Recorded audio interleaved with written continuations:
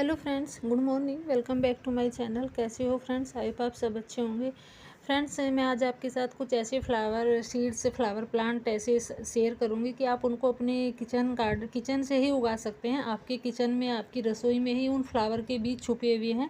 खाना बनाने के लिए कई तरह के हम साबुत इस्तेमाल जो मसाले होते हैं उनको इस्तेमाल करते हैं, जो उनके साथ खूबसूरत फूल भी हमें मिल जाते हैं। आप उनको अपने घर में उगा सकते हैं।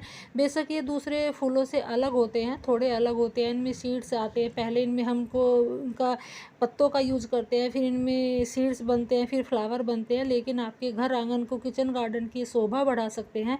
तो मैं आज आपके साथ कुछ ऐसे ही फ्लावर प्लांट शेयर करूँगी। तो पहला है मेरा तिल। जो तिल होते हैं, ब्लैक तिल होते हैं, वाइट तिल होते हैं, तो आप इनको उगा सकते हैं अपने घर में ही। बहुत ही आसानी से उग जाते हैं, खेती भी होती है इनकी, और बहुत सुंदर फ्लावर होते हैं इनके। तो आप इनको गमले में भी उगा सकते हैं।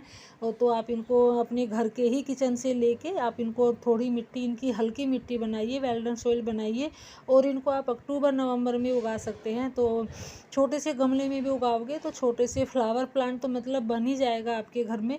आपके गार्डन में, किचन गार्डन में, आपके टेरेस गार्डन में एक फ्लावर प्लांट बन जाएगा, फ्लावर प्लांट मिल जाएगा आपको।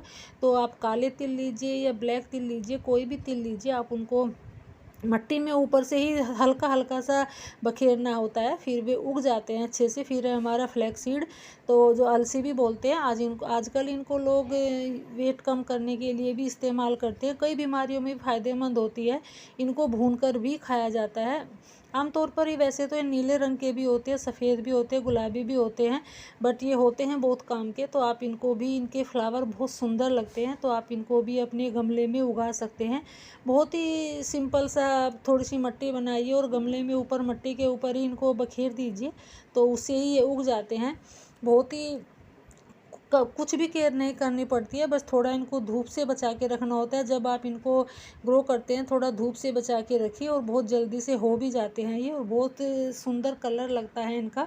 और हमारे आजकल बहुत काम के भी होते हैं, तो आपके किचन से ही मिल जाएंगे। फिर है हमारा धनिया प्लांट। तो धनिया हम घर में लगाते हैं, वही धनिया के जो फ्लावर आते हैं बहुत सुंदर लगते हैं। और आप इनको अपने गमले में भी उगा सकते हैं, किसी भी टाइम उगा सकते हैं इनको। तो इनकी पत्तियां होती है, इनकी पत्तियां हम खाने में यूज़ करते हैं।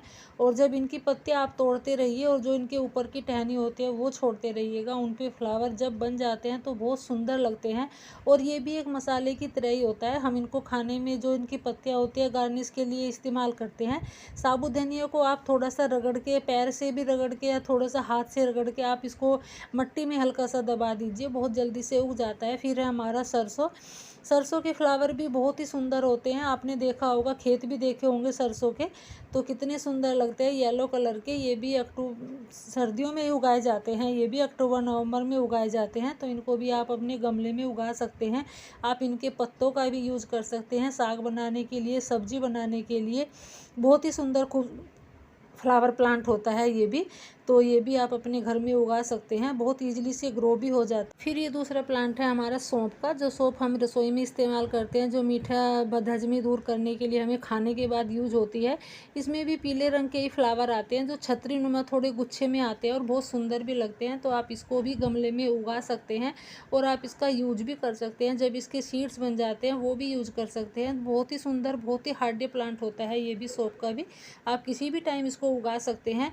और फिर हमारा अनियन का, प्याज होती है, जो हम प्याज घर में लगाते हैं, गमलों में भी लगाते हैं। जो आजकल लोग किचन गार्डनिंग करते हैं तो वो भी अपने गमलों में प्याज लगाते हैं, आलू भी लगाते हैं, सब लगाते हैं। तो जब इन पे बाद में फ्लावर बनता है तो वो भी बहुत सुंदर लगता है, बेहद सुंदर लगता है। तो आप इसको भी अपने गमले में उगा सकते हैं। एक जो फुटबॉल लिली होता है, उसी की तरह इसका फ्लावर बनता है, बिल्कुल गोल गुच्छे में फ्लावर बनता है और बहुत सुंदर लगता है। वाइट कलर का ये होता है, जब दूर से देखते हैं तो एक स्टार के जैसा दिखता है। तो आप इसको भी अपने गमले में उगा सकते हैं।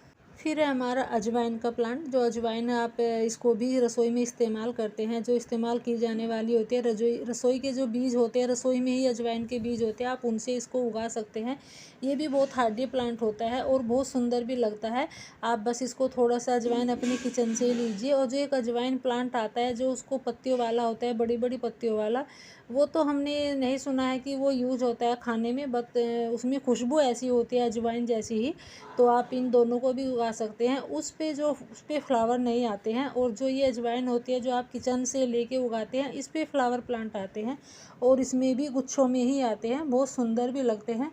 तो आप इसको भी अपने किचन से ही लेके उगा सकते हैं। फिर हमारा जीरा प्लांट, तो जीरे को भी आप घर से ही उगा सकते हैं, आपके अपने किचन से ही उगा सकते हैं। ये भी बहुत ही सुंदर फ्लावर प्लांट होता है, बहुत छोटे छोटे से इस पर फ्लावर आते हैं, जो आप अपने घर में किचन में जो जीरा यूज़ करते हैं सब्जी बनाने में, उसी से आप इसको थोड़ा सा मिट्टी में बखेर दीजिए। अक्टूबर नवंबर में ही ये लगाया जाता है। और फिर हमारा खसखस, पोपी पोपी भी बोलते हैं इसको, इसके सीड्स आप ऑनलाइन भी मंगा सकते हैं, ऑनलाइन भी मिलते हैं इसके सीड्स।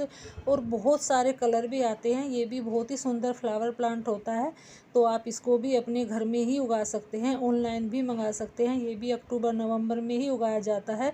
बट थोड़ा ध्यान रखना होता है, जब भी आप इनके बीज उगाओ तो आप थोड़ा ध्यान रखो कि भुने हुए और पुराने बीजों का इस्तेमाल ना करें। आप बोने से पहले कम से कम कच्चे बीजों को आप लेना है। और जब कच्चे बीज आप लेते हैं तो कम से कम आपको इनको 18 से 20 घंटे पानी में भिगो कर रखना चाहिए। और जब भी